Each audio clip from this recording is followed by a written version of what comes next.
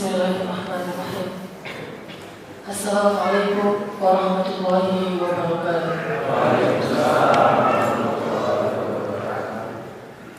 Alhamdulillahirabbil alamin. Alhamdulillah alladzi hadana li hada wa ma kunna linahtadiya lawla an hadana Allah. Asyhadu an la ilaha illallah wahdahu la syarika lah wa asyhadu anna Muhammadan abduhu wa rasuluhu la nabiyya ba'dah. Allahumma shalli wa sallim wa barik ala sayyidina Muhammad wa ala alihi wa sahbihi ajma'in. Amma ba'd. Ikhwas sekalian, kita bersyukur kepada Allah Subhanahu wa taala yang telah mengumpulkan kita dalam majelis yang mulia ini.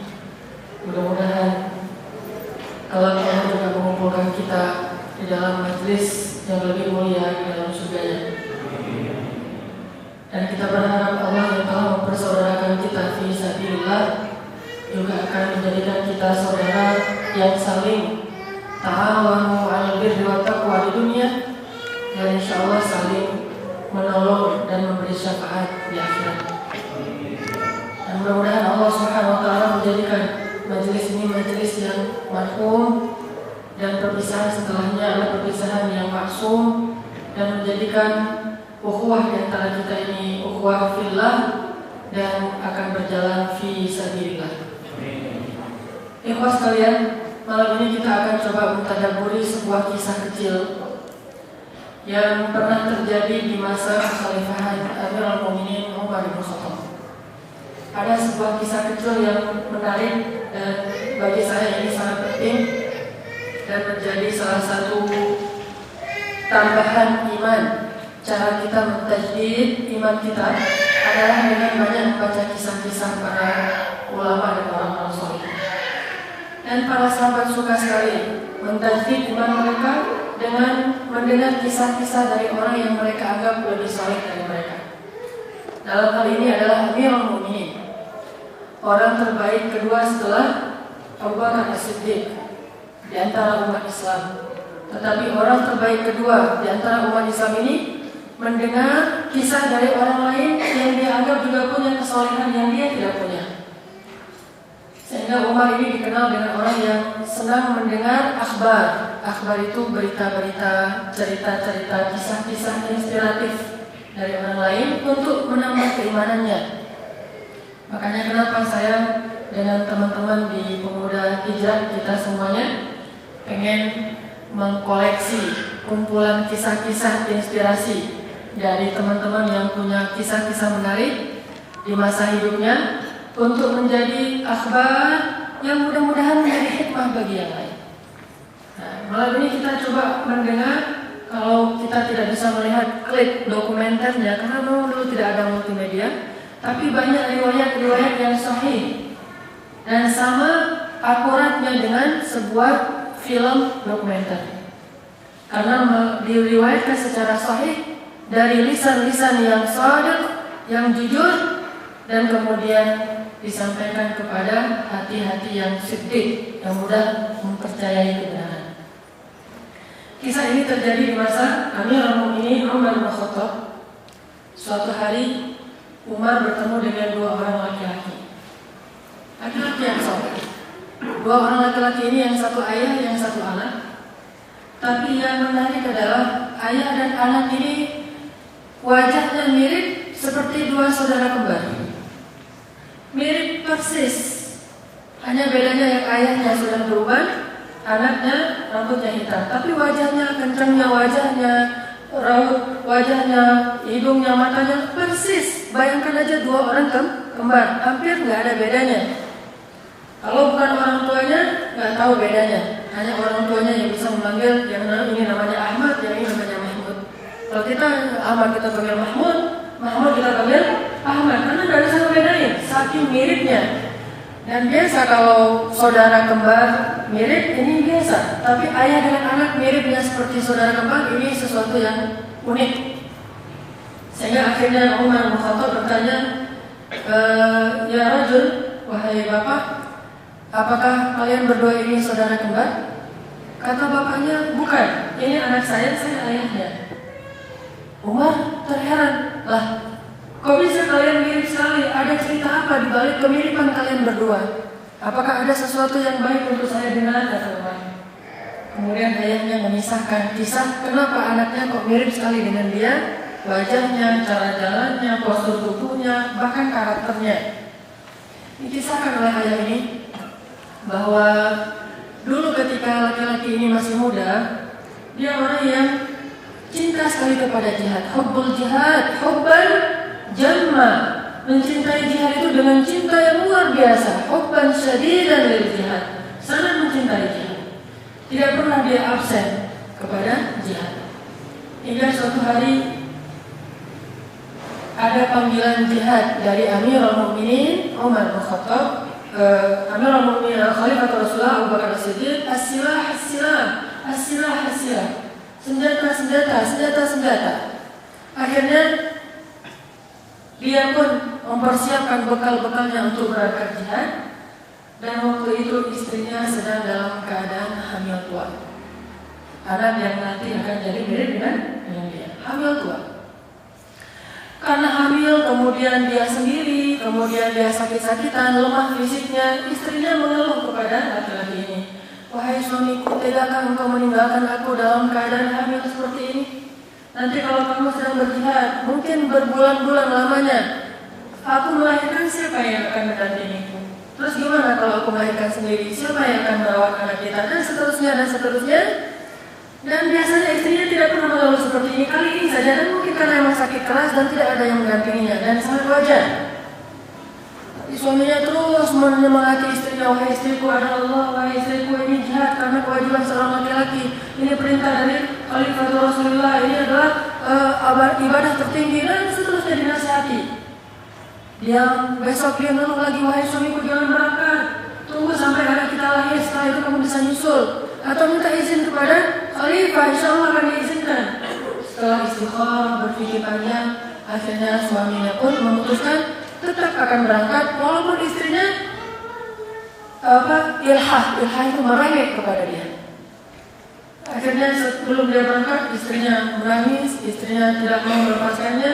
Setelah dia melepaskan pelukan istrinya, maka dia mengusap perut istrinya sambil mengatakan, Allahumma inni astaudi'u hadzal rajul ilaik, ya Allah, hadzal ghulam ilaik, ya Allah, kata laki-laki, aku titipkan bayiku ini kepadamu. Engkau sebaik-baik yang menjaga. Kalau bahasa lainnya hasbi Allah wa ni'mal wakil, atau tawakkaltu 'ala Allah, atau kalimat yang lainnya misalnya la haula wala quwwata illa billah, atau doa safar yang bagian menitipkan keluarga kepada Allah itu apa baca?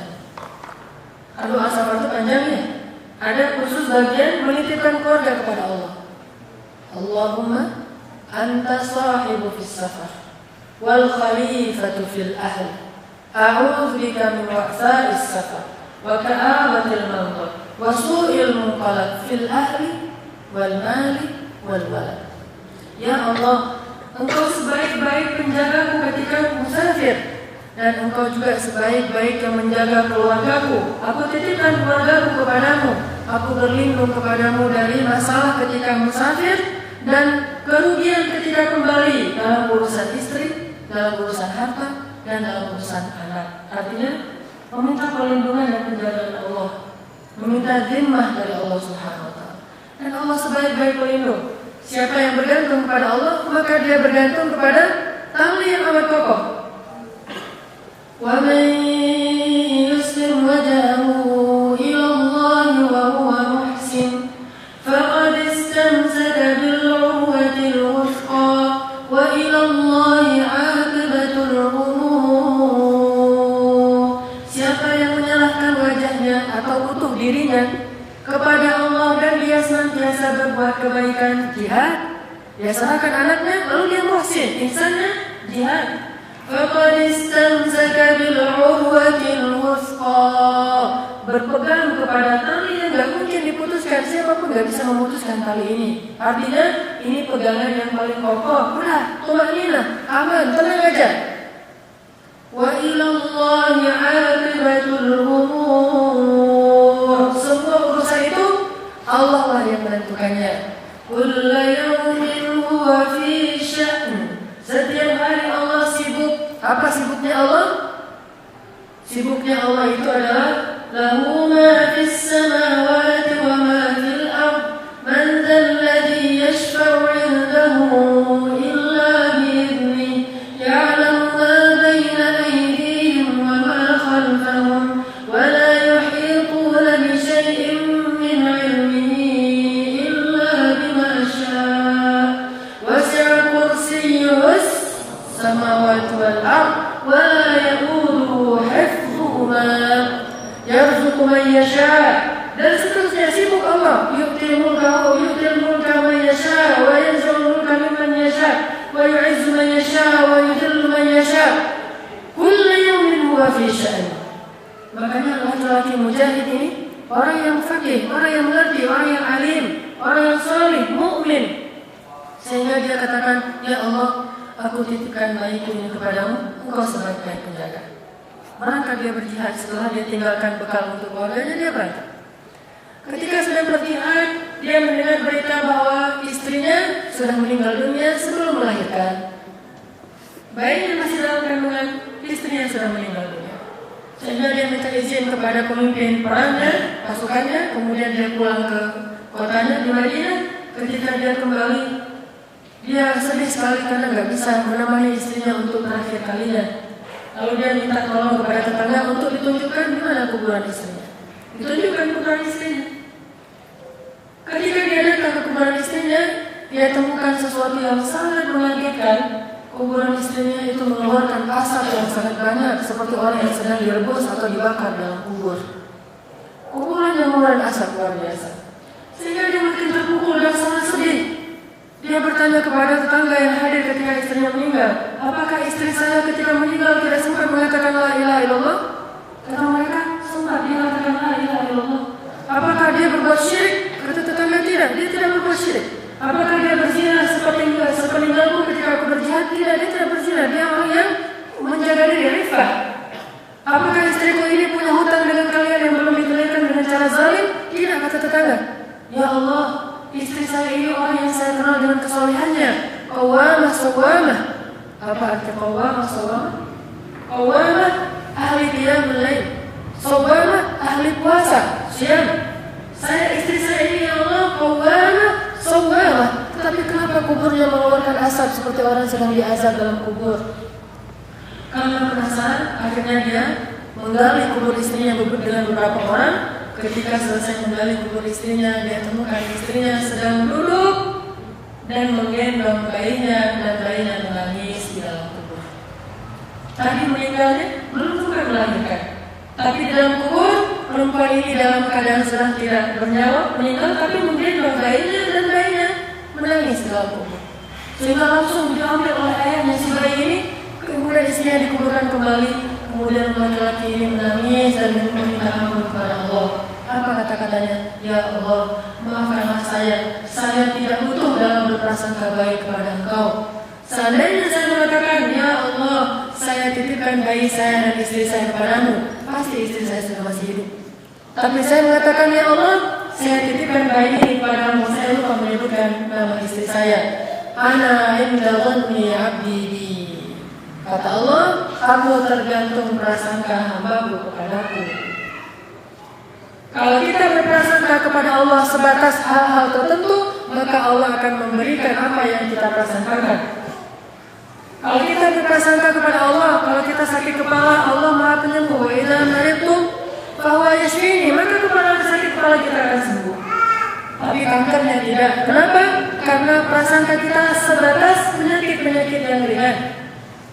Kalau kita berprasangka kepada Allah bahwa kalau kita punya kekuatan yang banyak dibandingkan musuh baru kita akan menang, hanya kalau kita punya kekuatan yang besar baru kita akan menang. Tapi kalau prasangka kepada Allah, prasangka kita kepada Allah itu utuh, maka Allah akan menunjukkan kepada kita kejutan-kejutan, keajaiban-keajaiban yang utuh sebagaimana prasangka kita kepada Allah Subhanahu wa taala. Makanya dengan takdir Allah, Dan Allah buat skenario-nya demikian. Laki-laki ini hanya mengatakan Allahumma, aku tinggalkan, aku titipkan bayiku kepadamu, tapi dia lupa menyebutkan istrinya. Sehingga istrinya meninggal, tapi bayinya hidup. Walaupun bayinya ketika ibunya meninggal masih dalam kandungan ibunya. Jaminan Allah. Dan siapakah yang lebih baik jaminannya daripada jaminan Allah? Siapapun yang mengambil perjanjian dengan Allah, ahdun. Dan perjanjian dengan Allah itu sebaik-baik dan sekuat-kuat perjanjian. Coba cari sekarang asuransi jiwa mana yang bisa menjamin keselamatan bayi ketika ibunya mati. Tidak ada asuransi jiwa yang bisa memberikan itu. Atau menyelamatkan orang dari kematian, tidak bisa. Paling-paling dia membayar kepada ahli warisnya sejumlah uang setelah orang itu mati. Tidak ada asuransi yang lebih kuat daripada asuransi Allah Subhanahu wa Ta'ala. Masalahnya, kenyataan dalam keimanan kita nggak punya dhon atau iman atau fiqh billah yang utuh. Iman kita kepada Allah itu masih muzabzabina baina dzalik. Masih wazulzilu zilzal, masih terguncang oleh waswasah syaitan, yuwaswisu fi sudurin nas. Makanya Allah tidak menunjukkan semua keajaiban itu dalam kehidupan kita. Kenapa kalau kita baca kisah-kisah orang soleh yang sudah sering saya bacakan, kisah sahabat, orang soleh sebelahnya sampai kemarin dulu di sini, banyak keajaiban terjadi di masa mereka karena iman mereka kepada Allah itu utuh. Mereka sudah serahkan hidupnya, masalahnya, hidup matinya semuanya kepada Allah SWT. Tidak ada apa lagi setelahnya. Tumanina. Hanya orang-orang seperti itu yang berhak diucapkan dengan kalimat Ya ayyatuhan nafsul mutmainnah. Kita belum mutmainnah. Walaupun kita mengatakan saya jual, saya sudah tenang, nyatanya tidak tenang. Apakah kita merasa tenang berserah diri kepada Allah seperti tenangnya kita berserah diri kepada harta? Padahal itu saja nggak boleh, karena nggak boleh sama antara Allah dengan makhluknya. Harusnya lebih dari harta. Bayangkan orang ke luar negeri, nggak bawa uang, nggak bawa kartu kredit, nggak bawa apa-apa. Apakah dia akan merasa tenang? Dia khawatir, bahkan kalau nggak jadi berangkat, kenapa lupa bawa duit, lupa bawa kartu. Bahkan sekarang orang lebih tenang bukan hanya kepada uang, bergantungnya, tawakalnya kepada HP. Sehingga kalau nggak bawa HP, dia bingung, saya lupa bawa HP, gimana, dan seterusnya. Bergantungnya kepada handphone, bergantungnya kepada alat. Sehingga ketika HP-nya hilang, dia bingung, mana catatan saya di situ. Bergantung kepada kalkulator, nggak ada kalkulator, bingung hitung-hitungannya. Ini semuanya menunjukkan bahwa lemahnya kita dalam kehidupan kita sehari-hari. Orang yang tawakal kepada Allah, orang yang fiqh kepada Allah, yakin kepada Allah, maka tumakninah hatinya seperti tumakninah hati orang yang pergi ke luar negeri bawa uang banyak atau kartu kredit. Tenang, ada kartu tinggal gesek. Tenang, ada duit ini saya bawa ada berapa miliar nih mau ke luar negeri. Tapi orang yang tidak tumakninah kepada Allah, dia bingungnya seperti bingungnya seseorang yang keluar negeri tidak bawa uang sama sekali. Bukankah saya sudah pernah menceritakan berkali-kali? Saya dulu ketika ke Mesir tidak lewat beasiswa, saya pergi sendiri. Namanya saya bawa duit, saya tidak bawa uang, 1% pun tidak. Bukan berarti bawa kartu kredit. Waktu itu belum ada kartu kredit, nggak ada kartu apa-apa selain KTP saya sama paspor saja kartunya. Saya berangkat ke Mesir, nol. Tidak ada uang sama sekali. Dan apakah kemudian saya meminta-minta? Juga tidak. Apakah kemudian saya akan benar-benar backpacker? Jadi kalau ada rencana backpacker beneran, itu baru namanya backpacker. Gak bawa uang sama sekali, tapi insya Allah akan kita lakukan. Kenapa kemudian saya pergi haji berkali-kali dengan cara backpacker, tidur di trotoar? Karena saya sudah membuktikan sendiri lebih jauh dari sekedar dari Mesir ke Mekah, yaitu dari Indonesia ke Mesir, lebih jauh. Tidak membawa uang sama sekali. Dan ternyata saya sampai sekarang masih hidup, alhamdulillah. Satu aja modal saya yang saya dapatkan dari ustaz saya, kata ustaz saya, Hanan, sesungguhnya Allah di Indonesia dengan Allah di Mesir itu sama. Kalau di Indonesia kamu bisa makan, kenapa di Mesir tidak? Bukankah Allahnya sama? Kalau di Indonesia kamu punya keluarga, kenapa di Mesir tidak? Bukankah Allahnya sama? Emang harus ta'aruf lagi dengan Allah baru di sana? Enggak, sama Allahnya. Sehingga nggak usah khawatir. Kalau di sini kamu dapat dimah, jaminan asuransi di sana juga dapat selama kamu fi sabilillah, yaitu talabul ilmi. Berangkat, alhamdulillah, teman-teman yang orang tuanya pengusaha, pejabat, berangkat ke Mesir, pulang dari Mesir masih sendiri. Saya berangkat sendiri, pulang bertiga, istri saya dan anak saya. Orang yang nggak nggak punya modal bisa menikah di Mesir, bisa bahkan setiap beberapa bulan sekali saya kirimi uang untuk keluarga saya karena orang tua saya orang yang nggak mampu. Ayah saya tukang pangkas, ibu saya cuma punya warung kecil di depan rumah, itu juga ngontrak. Telepon pertama ada di rumah saya, telepon rumah itu ketika saya di Mesir. Dulu telepon rumah itu bagi saya sesuatu yang sangat mewah, sehingga mendengar suara dari telepon di rumah itu ada kebanggaan gitu ya. Saking nggak punya telepon, motor aja nggak ada tuh, sepeda ontel kemana-mana, saking miskinnya. Tetapi orang miskin itu bisa pergi ke Mesir dengan tanpa uang, bahkan bisa mengirimi keluarganya. Adik saya kuliah, adik saya sekolah, saya kirimin. Adik saya ada yang mau pergi ke Thailand, menghafal Quran di Jamaah Tabligh, saya kirimin duit. Kulkas pertama ada di rumah saya itu ketika saya di Mesir.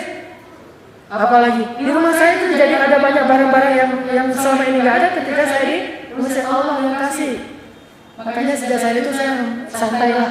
Mau apa, mau berangkat haji, berangkat naik kapal paling yang atas, yang paling murah, yang kelas ekonomi, jadi beratapkan langit, langsung tidur beratapkan langit, jadi benar-benar Titanic.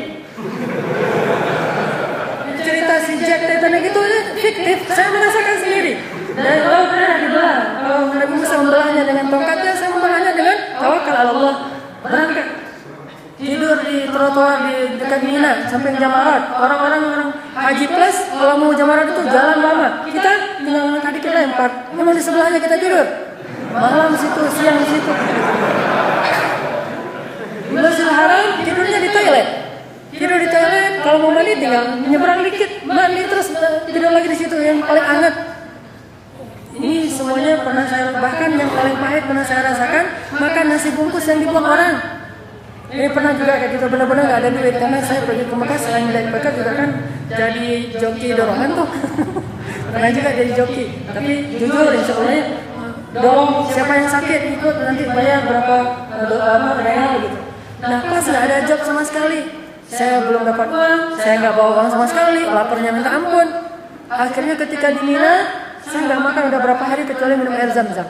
Dan hebatnya air zam-zam ini kalau kita minum bisa menggantikan makanan, dia bisa buat kenyang. Bukan hanya bisa menghilangkan haus, tapi bisa buat kenyang. Tetapi tetap aja belum makan.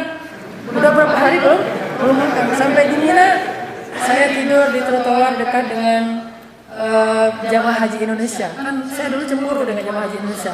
Udah dikasih masakan nasi kotak, catering segala macam, masih mau. Masih banyak ini itu dan segala macam, rafasa fusu wajidal. Sementara kita tidur di trotoar. Saya tidur udah lama nggak makan. Siang-siangnya saya lihat ada beberapa orang jamaah haji Indonesia membuang nasi kotak. Nasi kotak dibuang di depan trotoar, di depan maktab mereka. Saya lihatin dari jauh. Pas dia udah masuk, saya datengin, saya lihat dia lagi, saya mengais-ngais di antara tumpukan nasi kotak yang dibuang jamaah Indonesia. Wallahi ini benar.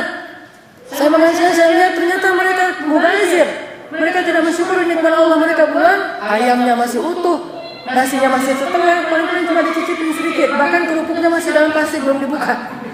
Ini segar ini. Saya nggak mau minta ke orang lain, akhirnya saya anggap ini rezeki saya, seperti Nabi menemukan korma yang jatuh di jalan, menemukan roti yang jatuh di jalan bersama Aisyah, melihat roti jatuh di jalan diambil oleh Nabi dengan air mata. Karena melihat rezeki dari Allah dibuang oleh manusia, ditepuk-tepuk gini biar jatuh debunya, dimakan oleh Rasulullah. Ini tidak hina, yang penting tidak meminta-minta. Saya ambil, ada pisangnya, ada kerupuknya, nasinya tinggal setengah. Lagi anak-anak makan di situ, datang lagi tuh jemaah haji buang yang lain, saya langsung lari. Karena malu dilihat, kita dipikirin pengemis gitu ya. Ini pernah saya rasain, artinya bagi saya hidup itu nggak usah khawatir. Allah kasih jaminan. Sehingga akhirnya ketika saya menikah, sama aja dengan pergi ke Mesir, nggak ada modal menikahnya. Saya lamar istri saya, Umi, kamu mau nikah dengan saya? Kata dia, ya insya Allah sih nggak ada masalah kalau bisa dari Ustaz, kan dijodohin sama Ustaz nih. Makanya kenapa saya semangat nih memak comblang. Karena saya juga pengalaman dimak comblangin sama Ustaz. Jadi saya mau pulang ke Aceh, mau cari istri, cuma kan belum ada calon nih. Kemudian kata Ustaz saya, ngapain cepet-cepet pulang, saya cari ini dari sini. Cari asam di gunung, garam di laut. Istri saya Surabaya, saya dari Aceh, ketemunya di Mesir. Siapa yang menentukan itu? Allah. Allah punya rencana. Dan kita punya rencana, tapi Allah sebaik-baik membuat rencana. Akhirnya saya menikah dengan istri saya, nggak ada modal. Modalnya benar-benar kayak cerita si Jack, lotre gitu. Jadi ada lotre untuk menjadi petugas haji setiap kekeluargaan itu. Kalau dari Aceh itu setahun 5 orang. Dari keluarga setiap keluargaan mahasiswa di sana itu dikasih jatah untuk jadi petugas haji. 5 orang diundi gitu. Saya dapat lotre. Saya bilang kalau saya dapat undian, saya nikahi kamu. Kalau nggak dapat undian, berarti nggak jadi. Jadi kalau kamu serius sama saya, doain biar saya dapat undian 5. Nah, yang ikutnya berapa orang? Ratusan. Yang dapat cuma 5 karena nggak ada modal yang lain. Akhirnya dia ambil undian, si fulan, nggak ada nama saya. Yang kedua nggak ada, yang ketiga nggak ada, yang keempat. Tinggal satu lagi nih. Teman-teman yang tahu niat saya pada mudah-mudahan saya dapat kata mereka nya. Alhamdulillah yang kelima disebutkanlah nama saya. Langsung saya menangis. Saya kasih tahu dia kita akan menikah sebentar lagi. Saya telepon orang tuanya ke Jawa. Orang tuanya kan nggak kenal saya pun langsung iya aja. Saya mau melamar anak ibu, saya masuk alatnya. Oh iya kalau anaknya setuju. Oke, selesai. Menikahnya di Masjidil Haram. Gak pakai modal. Sekarang kalau mau menikah di Masjidil Haram mahal bayarnya. Bayar konjen dulu, terus ngurus segala macam. Surat nikah saya gimana? Diurus di Jawa. Di situ ditulis menikahnya di Surabaya. Nah, menikahnya di Masjidil Haram. Terserah yang ngurus lah. Yang penting jadilah buku nikahnya. Saya menikahnya di Masjidil Haram. Disaksikan oleh jamaah haji dan umroh. Alhamdulillah ketemu dengan calon mertua saya yang kebetulan yang dengan takdir Allah waktu itu juga pergi haji. Tapi nggak ada yang ibunya, bapaknya saya. Alhamdulillah akhirnya pulang. Perginya kita berstatus mau menikah, pulangnya sudah nanti itu di pelabuhan. Mana istri saya dari kejauhan? Ternyata sudah punya istri. Langsung sejak saya menikah, alhamdulillah Allah SWT ngasih rezeki luar biasa. Sejak saat itulah saya dapat tawaran rekaman di Iqra TV dan Fajar TV di Mesir, misi kajian tartil Al-Quran, tilawah Al-Quran, tahfiz Quran, dan lumayanlah ada beberapa episode misi di TV Mesir bisa hidup selama beberapa saat. Jadi setelah itu akhirnya saya pulang ke Indonesia di Jawa Timur. Di Jawa Timur waktu itu uangnya habis karena untuk proses melahirkan anak saya tinggal $300 di tangan saya. Saya belum punya pekerjaan. Memang ada pekerjaan tapi belum punya penghasilan. Pekerjaan saya ngajar anak-anak SD tapi tidak ada penghasilan. Bahkan saya wakil kepala sekolah tapi tidak ada penghasilan karena SD yang saya bangun itu SD dari nol dan belum menunjukkan komersialnya. Sehingga saya nggak punya uang sama sekali. Anak saya udah lahir, ada modal $300. Saya mau buat bisnis foto digital waktu itu masih belum terlalu banyak di Rengal di Pak Alreng. Itu Bang, belum ada tuh foto digital. Jadi orang yang mau ntar biasa edit. Karena saya bisa sedikit Photoshop sama Corel Draw, ya sebatas saya bisa aja edit gitu ya, ngilangin jerawat gitu-gitu. Mau aja kayak gitu dengan modal beli printer digital $300, sekitar 3 jutaan. Tapi saya pikir-pikir ya Allah, kalau nanti yang datangnya pada pacaran terus foto berdua gini-gini, subhat tuh, gak jadi deh. Itu soalnya subhat, walaupun bagi yang mau melakukannya silakan, ini kan pilihan orang masing-masing ya. Saya tidak bicara hal haram, tapi bagi saya nggak tenang. Akhirnya saya tahan dulu deh, biar anak kita udah lebih 6 bulan, asinya udah nggak terlalu banyak. Akhirnya dikasih minum air biasa aja, air putih, kadang-kadang sekali-kali dicampur gula sedikit. Saking nggak ada apa-apa. Tiba-tiba dapat tawaran istri saya mengajar di Imarat di Bandung. Nah, kepikiran mau ke Bandung. Allah yang merencanakan sampai kita sekarang bisa berkumpul di sini. Allah yang merencanakan. Pak Iman tahu ketika pertama saya ke Masjid Al-Latif masa Ramadan dulu sama Diki. Saya ke Bandung karena ikut istri. Istri ngajar di Imarat, gajinya 1,5 juta waktu itu. Saya nggak punya apa-apa. Kan gila kan? Seorang suami yang nggak bisa memberikan nafkah kepada istri. Bagi saya itu pukulan telak. Terserah dari mana istri banyak uang, bagi saya nggak penting. Yang penting saya harus ngasih nafkah. Saya bawa ijazah Al-Azhar saya kasih ke sekolah-sekolah sampai ke Uninus. Uninus itu saya kasih ijazah saya, ditolak semuanya dengan alasan gurunya lebih banyak lah, dosanya lebih banyak lah, belum menerima guru lah. Semuanya menolak saya. Akhirnya saya muter-muter gimana caranya? Saya terjemahkan buku sampai sakit tipes 3 bulan. Terjemahin buku. Tinggal di dekat Tegalega yang ada pembuangan sampah itu, di Tegalega itu, disitulah rumah saya. Pertama, ngontrak di samping pembuangan sampah. Setiap hari bau sampah. Jadi tinggal di dekat sampah udah biasa. Orang dulu juga tidak ada yang tertolak. Cuma kan dulu nggak bawa istri ya. Sekarang bawa istri dan anak. Jadi ada rasa. Akhirnya sedikit demi sedikit Allah kasih gantinya yang saya dulu nggak jadi bisnis dengan $300. Allah ganti dengan yang lebih baik. Sehingga akhirnya saya buat penerbit, saya cetak buku, saya terjemahin buku, saya buat pameran buku masih di Braga waktu itu dengan khazanah intelektual yang Sakaam, kerjasama marketing. Alhamdulillah sedikit demi sedikit akhirnya aku bisa berkumpul dengan antum di sini. Ini semuanya rencana Allah. Modalnya cuma satu, buatlah perjanjian dengan Allah, thiqah, yakin aja sama Allah. Ikhtiar tidak menghubungkan kita dengan hasil. Ikhtiar itu hanya kewajiban kita sebagai hamba Allah Subhanahu wa taala, bukan hasil. Jadi tidak berbanding lurus ikhtiar dengan hasil. Ikhtiar itu berbanding lurus dengan ketaatan kita kepada Allah. Orang makin taat makin ikhtiar, tidak berputus asa, tapi hasil wa ilallahi aqibatul umur. Allah yang menentukan hasil. Makanya kalau kita serahkan hidup kita kepada Allah itu enggak usah khawatir, tenang aja, Allah yang ngatur. Begitu juga dakwah kita, apalagi dakwah hidup aja Allah urus, apalagi dakwah hidup kita kan personal banget. Dakwah itu urusannya dengan agama Allah, Allah yang menjaga, Allah yang menjanji itu. Jadi kalau kita yakin bahwa dakwah ini Allah yang menjaga, tugas kita ikhtiar aja berdakwah, ikhtiar aja untuk bergerak. Terserah nanti mau masuk penjara kek, mau dibunuh kek, mau dikirim kemana, ini urusan Allah. Urusan kita bergerak saja. Mau ditutup 1000, diblokir 1000 web, mau blokir 1 juta silakan, tidak masalah itu. Nggak akan mengganggu gerakan dakwah dan orang-orang yang beriman sama sekali. Orang munafik menghabiskan biaya, keringat, pikiran, nggak bisa tidur untuk yasudduna an sabilillah, menghalang-halangi jalan Allah, itu tidak akan pernah berhasil. Tunjukkan satu saja bukti bahwa itu berhasil, tidak ada sama sekali. Yuriduna liyutfi'u nurallahi biafwahihim wallahu mutimmu nurihi walau karihal kafirun.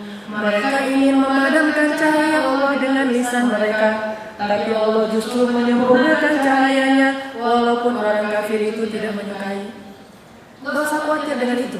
Makanya zon kita kepada Allah inilah yang akan menentukan sukses atau kegagalan kita dalam hidup, dalam pekerjaan, dalam dakwah, dan dalam semua urusan-urusan selama kita ada di dunia.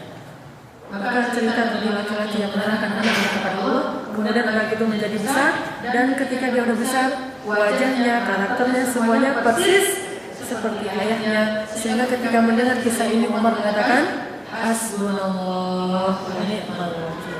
Cukuplah bagi kita Allah sebaik-baik penjaga. Makanya saya yakin kita semuanya punya pengalaman yang unik dalam hidup kita. Bukti kekuasaan Allah yang ditunjukkan dalam hidup kita itu harus menjadi modal keyakinan kita untuk melangkah di masa yang akan datang. Kalau kemarin kita ditolong oleh Allah, kenapa besok tidak? Hanya yang membedakannya apakah kita besok masih taat? Itu aja. Kemarin kenapa kita ditolong Allah? Karena kita yakin dan taat. Tinggal besok kalau kita yakin dan taat, kita akan lagi ditolong oleh Allah. Sama seperti para sahabat dalam perang-perang yang banyak. Kenapa di perang Badar ditolong oleh Allah? Karena mereka yakin dan taat. Kenapa di perang Ahzab ditolong oleh Allah? Karena yakin dan taat. Tapi kenapa di dalam perang Uhud pertama ditolong, kemudian Allah memberi mereka ujian setelah mereka tidak lagi taat kepada Allah? Jadi yang perlu kita buat itu adalah perjanjian antara kita dengan Allah. Kalau udah buat perjanjian, Allah la yukhlif. Nggak pernah mengingkari janji. Nggak ada cerita Allah mengingkari janji. Hanya kita punya nggak perjanjian? Kita yakin nggak kepada Allah? Ana inda dhanni abdi. Aku tergantung prasangka hambaku kepadaku. Jika dia mengingat aku mengingat dia. Jika dia menyebut namaku dalam majlisnya, aku sebut dia dalam majlis yang lebih baik. Jika dia mendekat kepadaku sejengkal, aku mendekat kepadanya sehasta. Jika dia mendekat kepadaku sehasta, aku mendekat kepadanya sedepak. Jika dia datang kepadaku dengan berjalan, aku datang kepadanya dengan berlari. Aku tergantung prasangka hambaku kepadaku. Tinggal kita berprasangka yang sebaik mungkin. Jangan seperti orang munafik. Apa bedanya orang munafik dan mukmin? Orang munafik itu suka curiga aja sama Allah. Kok gini ya? Allah kok gitu ya? Allah kok gitu ya? Allah kok jaga banget ya? Allah kok sampai hati ya? Allah kok gak adanya sama saya? Ini munafikun. Mereka yazunnuna billahi dzunun.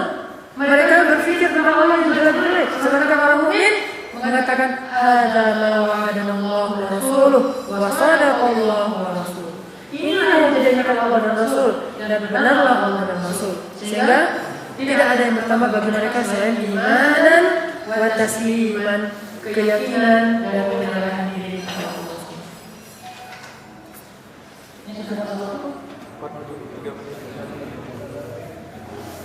Coba kita buka Al-Quran surat At-Taubah ayat 20.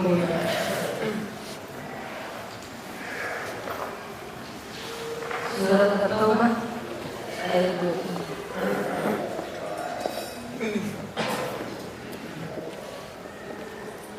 أعوذ بالله من الشيطان الرجيم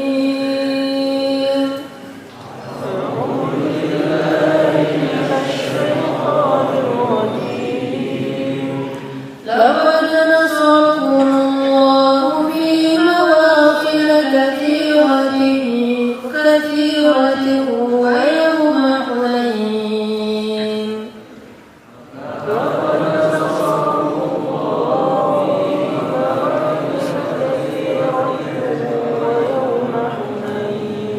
ويوم حنين إذ أعجبتكم كثرتكم فلم تغن عنكم شيئا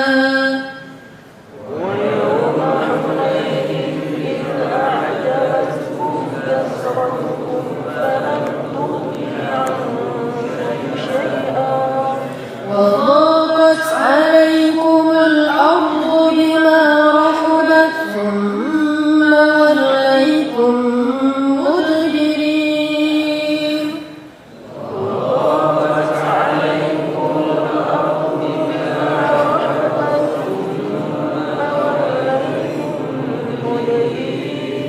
ثم أنزل الله سكينته على رسوله وعلى المؤمنين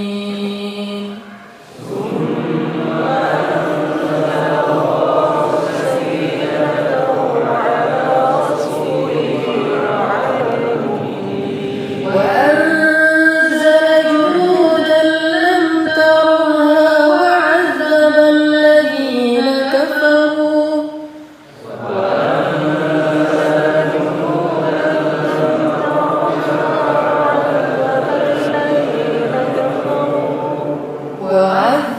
الذين كفروا وذلك جزاء الكافرين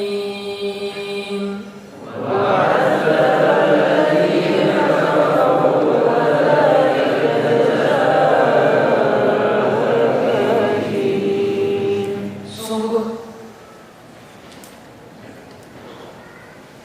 Allah telah menolong kalian di banyak peperangan dan juga ketika terjadi perang Hunain, ketika kalian merasa sangat yakin karena jumlah kalian yang banyak. Namun kenyataannya jumlah yang banyak itu tidak sedikit pun memberi kalian kemenangan. Bahkan bumi terasa sempit bagi kalian, padahal bumi itu luas. Kemudian kalian lari mundur dari peperangan. Kemudian Allah menurunkan rasa tenang ke dalam hati, rasa tenang ke dalam hati Rasulnya dan ke dalam hati orang-orang yang beriman. Dan Allah menurunkan pasukan-pasukan malaikat yang tidak dapat kalian melihatnya. Dan Allah menghancurkan orang-orang kafir. Dan itulah balasan bagi para pendusta. Ini akan kita bahas apa hubungannya dengan kisah tadi. Insyaallah nanti setelah Isya. Sekarang kita dengarkan azan dari salah satu anak gaul keren dan insyaallah khusyuk azannya. Siapa hari ini yang akan azan? Ya, silakan Ayah Doni. Ayah Doni ini bagi yang belum kenal adalah salah satu pendiri band apa? JDJ. Jadi band underground tapi sekarang masih di Al-Akif. Silakan Ayah. Bismillahirrahmanirrahim. Alhamdulillah tadi kita sudah melaksanakan sholat Isya berjamaah. Mudah-mudahan kita mendapatkan pahala seperti sholat tahajud setengah malam. Dan tadi kita cukup berbahagia mendengar Ayah Doni mengumandangkan azan dengan suara yang luar biasa, suara iman, ya. Bukan suara musisi tapi suara mukmin. Allah Subhanahu wa taala berfirman, Allahu waliyul ladzina amanu yukhrijuhum minal dhulumati ilan nur. Allah itulah wali, pelindung yang menjaga, yang mengarahkan, yang memberi hidayah kepada orang-orang yang beriman, mengeluarkan mereka dari zulumat berbagai macam dunia yang gelap, dunia hitam, ila nur, kepada cahaya Islam. Dan kemarin, kalau tadi maghrib siapa tuh? Belum ya? Kemarin Komino, seorang atlet skateboard, sekarang jadi atlet selancar, surfing. Kemarin hari apa ini? Selasa ya? Selasa memandangkan azan asar di Al-Latif. Di Al-Latif sekarang azannya itu azan anak gaul. Kalau sekarang dengan gerakan pemuda hijrah ini kita mendengar azan-azan dari anak gaul, nanti suatu saat beberapa tahun lagi kita akan mendengar imam dari seorang presiden. Seorang presiden yang hafiz, yang soleh, yang paham dakwah, dia jadi imam. Dan mudah-mudahan Masjid Al-Latif yang pertama nanti malam. Jadi jamaah Masjid Al-Latif ada yang jadi presiden. Sekarang ada nih presiden pemuda hijrah.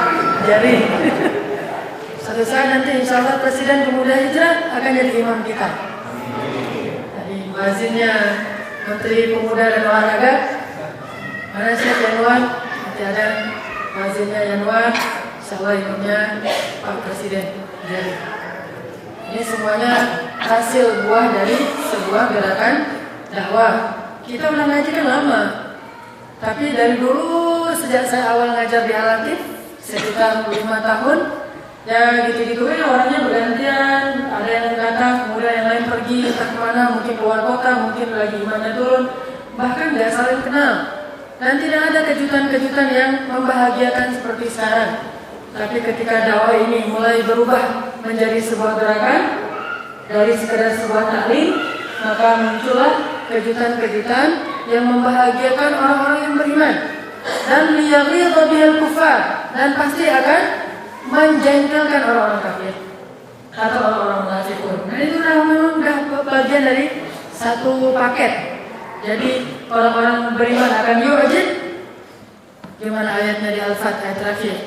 Yu'jibuz zurra'. Orang-orang beriman itu zurra, yaitu para kemudian pertama Allah, kemudian Nabi, kemudian para ulama. Yu'jibuz zurra'. Zurra, orang-orang yang beriman itu akan takjub dengan hasil dakwah.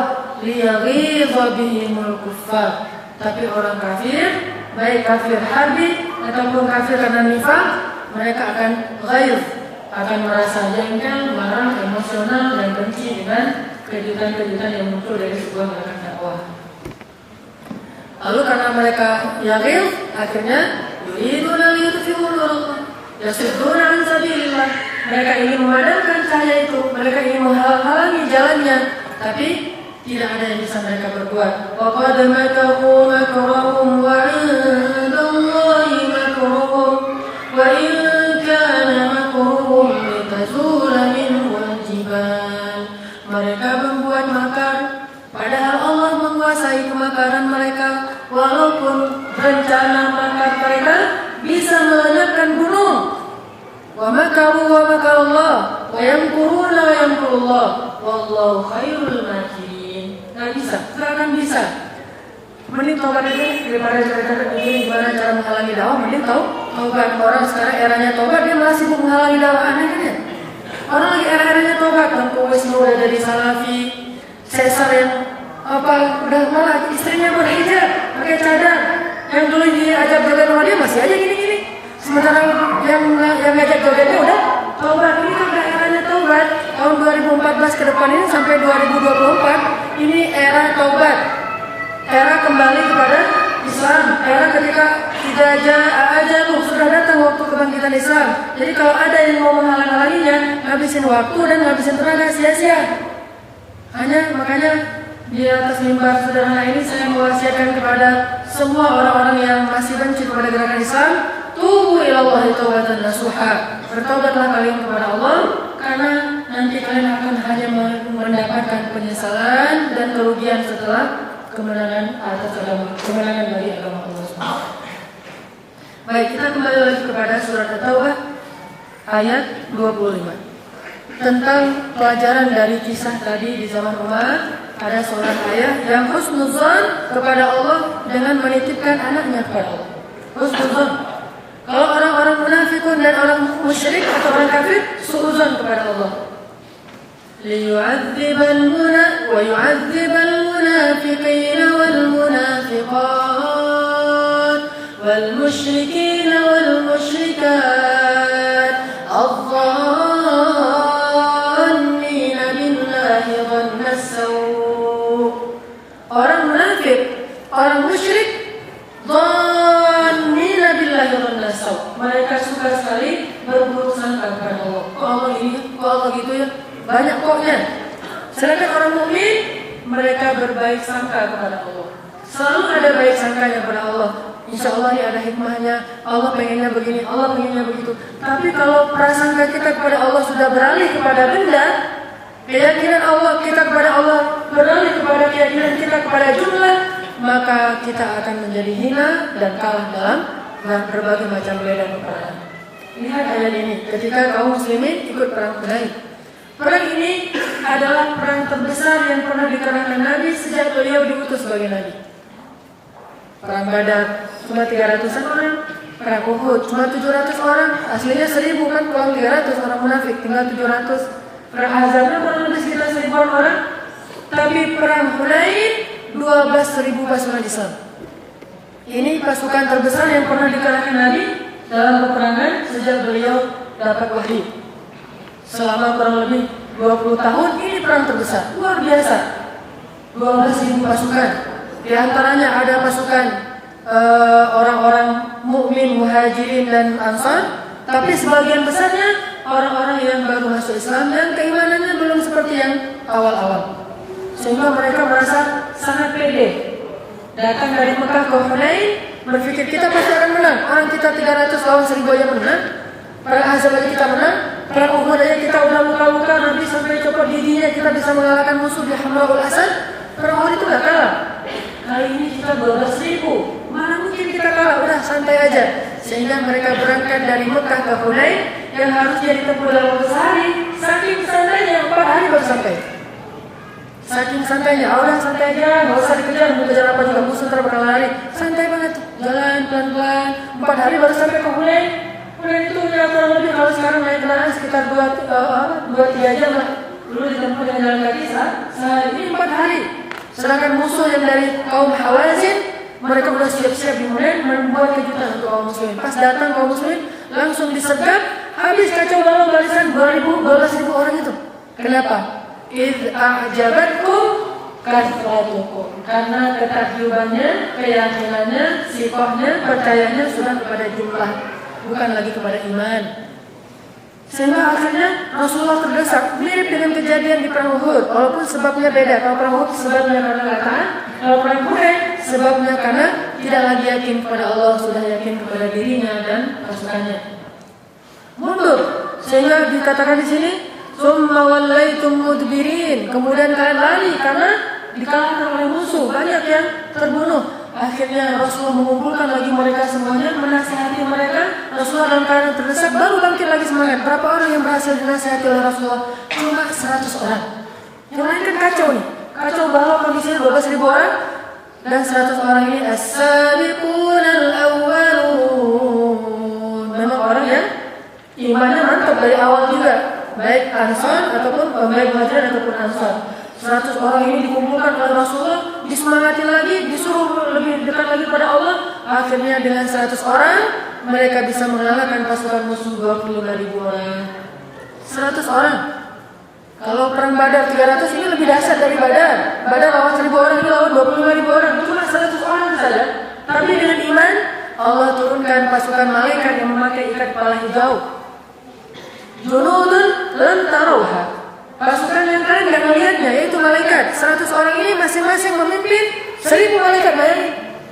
Coba, satu orang memimpin, katakanlah 100 orang malaikat aja, nggak usah 100 orang, satu orang pendamping malaikat. Rakib aja nggak usah hati dan nggak usah dibacain hati dulu, rakib dulu aja. Kalau Quran baru pakai hati. Nah, satu orangnya cukup tuh malaikat.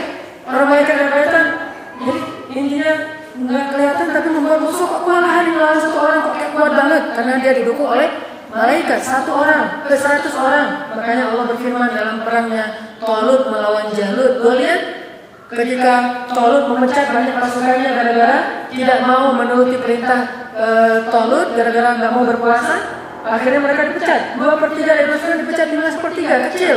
Kata Allah, kam min fiatin qalilatin ghalabat fiatan katsiratan biidznillah. Betapa sering kelompok yang kecil mengalahkan kelompok yang besar dengan seizin Allah. 100 orang melawan 25.000. Dalam perang Khalid bin Walid, perang Mu'tah, 3.000 orang lawan 100.000. Islam itu jarang ada jumlah yang seimbang. Seringnya justru dikit banget gitu. Selalu kayak gitu sejarahnya. Makanya kenapa menang giliran Hunain yang hampir seimbang 1/2 malah kalah. Yang biasanya 1/, kalau 3.000 lawan 100.000 berarti 1/, berapa? Hah? 33. Satu orang melawan 33 orang musuh. 3.000 lawan 100.000. Tahu, walaupun kata dalam sejarah Islam mundur waktu itu, kalau nggak kalah sebetulnya kalau dihitung dari korban tentaranya. Dari 3.000 pasukan waktu itu cuma 12 orang yang syahid. Bayangin 3.000 orang walaupun mundur ujungnya karena Khalid ingin menyelamatkan pasukan Islam, memang terdesak sekali. Tapi dari 3.000 itu cuma 12 orang yang syahid. Sementara dari Romawi ada ribuan. Bayangin berarti kaum muslim itu berhasil membunuh ribuan pasukan Romawi dan korban dari mereka cuma 12 orang. Tapi 12 orang ini 3 diantaranya itu pemimpin. Pertama adalah Usamah bin Zaid, anak angkat Nabi. Kedua, Ja'far bin Abi Thalib, sepupu Nabi yang luar biasa. Yang ketiga, Abdullah bin Rawahah, ketiganya ahli surga. Tapi kemudian yang keempat muncul Khalid. Itu kali pertama Khalid memberikan prestasi yang membuat dia kemudian dikenal Saifullah al-Maslul, pedang Allah yang terbunuh. Ini bukan soal banyaknya, bukan soal fisiknya, bukan soal senjatanya. Lihat Hamas. Ada nggak orang Hamas yang stres terus bunuh diri? Nggak ada cerita Hamas bunuh diri, itu nggak ada cerita dalam sejarah. Tapi kalau tentara Israel datang ke Palestina bunuh diri, itu banyak. Lebih dari 100 orang dalam perang Isfim Makul kemarin. Nama perangnya Isfim Makul. Yang ke depan disebut dengan Wa'adun Akhirah. Kalau yang kemarin Isfim Makul. Ratusan pasukan Israel sebelum diutus itu udah gemetaran terus, mending saya bunuh diri daripada bunuh Hamas. Padahal Hamas itu nggak kejam, nggak kayak ISIS. Kalau ISIS kan gorong orangnya. Kalau Hamas ketemu Israel, tembakin aja udah selesai. Nggak sekejam ISIS, nggak sekejam perang di Irak ketika adegan Fallujah. Kenapa tentara-tentara Amerika yang dikirim ke Fallujah pada gemetaran semua? Maaf, sampai buang air kecil di celananya. Gak ada cerita mujahidun buang air kecil di celana. Gak ada itu. Aib. Gak ada dalam cerita mujahidin buang air kecil. Jadi kalau sampai ada yang mencela Islam, jangan sampai kita jadi yang pertama ya. Nauzubillah min dzalik. Jangan sampai pemuda hijrah yang pertama. Nauzubillah min dzalik. Gak ada cerita mujahidin sampai takutnya kayak gitu tuh gak ada. Aish kariman Awmud syahidan. Kalau kami hidup, kami mulia. Kalau kami mati, kami syahid. Mau diapain juga, nggak masalah. Kata Ibnu Taimiyah ketika Ibnu Taimiyah masuk penjara, mereka mau apain saya? Kalau saya dikurung dalam penjara, saya anggap saya sedang itikaf uzlah. Kalau mereka nggak ngasih saya makan berhari-hari, saya anggap saya sedang berpuasa. Kalau mereka terus mengusik saya sehingga saya nggak bisa tidur, mentalnya yang ini terus diganggu, saya anggap saya sedang qiyamul lail. Kalau mereka menyiksa saya anggap itu kifarat dosa. Dan kalau mereka menggantung saya anggap itulah yang saya harapkan. Asma amanina syahid fi sabilillah. Terus mereka mau ngapain? Kasihan, justru mereka capek mikirin gimana cara menghalangi orang Islam. Kasihan, habisin waktu aja. Karena itu nggak ngaruh bagi orang yang beriman. Makanya bukan jumlahnya yang paling penting. Justru dalam jumlah sedikit itu kemudian orang yang beriman itu akan menunjukkan keimanan yang utuh, yakin kepada Allah Subhanahu wa taala, bukan kepada diri mereka sendiri. Akhirnya 100 orang ini bisa mengalahkan orang-orang musuh dan kemudian Nabi melanjutkan ekspansinya ke Taif. Di Taif orang-orang Hawazin kemudian menyerah, baru kembali ke Mekah dan membagikan ghanimah dengan adegan-adegan yang cukup dramatis waktu itu. Intinya, kalau kita zonnya kepada Allah, maka Allah akan terlibat. Tapi kalau kita zonnya kepada makhluk, Allah biarkan kita terlibat dengan makhluk. Kalau kita melibatkan Allah, maka yakinlah kepada Allah, Allah akan terlibat. Kalau Allah terlibat, kayak cerita tadi, hal-hal yang menakjubkan akan terjadi dalam hidup kita. Banyak hal yang menakjubkan. Dan saya sering kali membuktikan itu. Makanya kenapa saya tidak terlalu menghiraukan soal masalah asuransi jiwa, asuransi kesehatan, asuransi pendidikan, asuransi kendaraan, asuransi. Ini bagi saya, kalau ada orang asuransi, ini bagi saya hal yang udahlah biarin. Ikhtiar, kalau saya mau ikhtiar saya akan cari yang syariah. Dan syariah pun saya pelajari, kalau nggak syariah amat, ya udah nggak usah dulu deh. Kecuali terdesak, sehingga saya beli kendaraan, Pak ini nggak pakai asuransi minimal yang ini aja, yang TLO, kalau nggak all risk, nggak usah. Kasihan ini Pak mobilnya, biarin asuransinya di sisi Allah. Sehingga kadang-kadang nggak pakai asuransi, kalau keluar pakai mobil itu selalu nggak lupa doanya karena kita nggak pakai asuransi, harus doa. Tapi kalau pakai asuransi kan jadi lupa doa kan ya, berserah diri kepada asuransi. Tawakal ala asuransi, lainnya tawakal ala Allah. Doa, Allahumma ya Allah ini nggak ada asuransi, Allah. Akhirnya alhamdulillah, leceh-leceh dikit, tak apalah. Ada uang nanti dibenerin nggak ada ya biarin aja, yang penting masih bisa jalan. Ini karena udah terbiasa dengan saya membuktikannya dari sejak kecil, maka insya Allah mudah-mudahan kita semuanya pasti punya pengalaman yang lebih hebat lagi bahwa Allah Subhanahu Wa Taala terlibat. Kulla yawmin huwa fi sya'n. Setiap hari Allah itu terlibat dalam hidup kita. Masalahnya kita percaya nggak dengan keterlibatan Allah? Wa huwa ma'akum aina ma kuntum.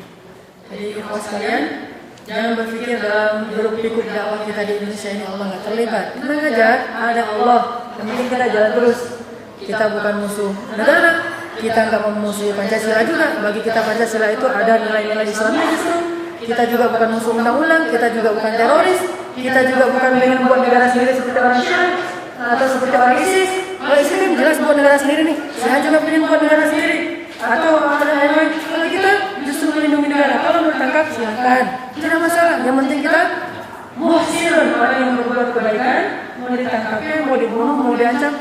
Nahnu qaumun ta'azzanallahu bil Islam. Kita kaum yang telah Allah muliakan dengan Islam. Kalau kita mencari kemuliaan dari tempat yang lain, Allah akan menghinakan kita. Dan mudah-mudahan gerakan ini Allah ridhoi dan dijadikan banyak orang yang bergabung di dalamnya. Dan insya Allah dalam waktu dekat kita akan mengadakan acara survival mukhayyam berkemah untuk menjalin lagi ukhuwah kita ke Cianjur. Pak Dadang ada? Apa? Cisere. Insya Allah, katanya ada kambing bakar ya? Ya, insya Allah nanti tanggal 25 ya? Tanggal 25 bagi orang yang belum tahu, silahkan nanti bergabung, siapkan waktunya. 1 malam 2 hari, Sabtu dan Ahad. Dan insya Allah kita akan sering silaturahim ke Antapani, Jamaah Tabligh untuk mengecas iman kita. Cuma nggak tahu nanti kita tanya ke Presiden. Pak Ustaz, Pak Jari, Kang Jari, malam Jumat besok kan hari Jumatnya tanggal merah ya? Nggak tahu nanti coba dibicarain dulu dengan Pak Presiden apakah besok kita mau jalan-jalan ke Antapani atau gimana nanti saya serahkan ke yang punya tanggung jawab. Tapi sekedar pengumuman tanggal merah hari Jumat, ya kalau nggak kita adain ke Antapani minimal kita adain acara apa gitu untuk bukan menyambut tanggal merah sih, mengisi tanggal merah daripada mubazir, dan kita isi dengan ta'afi fillah, lebih merapatkan lagi ukhuwah di antara kita. Kemarin anak kita ke apa namanya? Caringin Tilu. Kita ke Caringin Tilu, alhamdulillah luar biasa dengan Pak Bejo. Mudah-mudahan suatu saat nanti Pak Bejo menawarkan ada tempatnya di situ bisa kita mukhayyam yang dekat-dekat dulu atau belajar paintball atau gantung-gantung di pohon situ. Juga ada. Insya Allah banyak fasilitas yang akan kita dapatkan lewat Al-Latif yang luar biasa berkah ini di bawah kepemimpinan Pak Iman dan beberapa teman DKM. Mudah-mudahan Allah jadikan majelis ini terus berkembang dan dari lahir kader-kader dakwah di masa yang akan datang yang akan membangun peradaban Islam di Indonesia dan di seluruh dunia. Barakallahu li wa lakum. Subhanallahumma wa bihamdika asyhadu an la ilaha illa anta astaghfiruka wa atubu ilaik. Assalamualaikum